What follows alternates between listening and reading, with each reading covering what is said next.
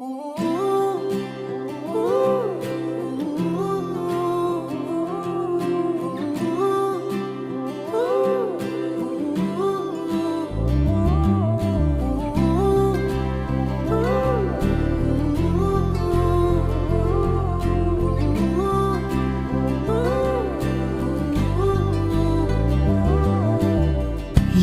రంగుల వాన రెండు కళ్ళల్లోన కారణం ఎవరంటే అక్షరాల నువ్వే.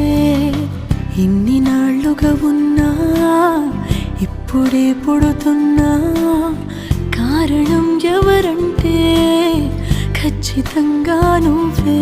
మబ్బుని మెరుపుని కలిపిన వానల్లే పెదవికి నవ్వుకి పరిచయం నీ వల్లే.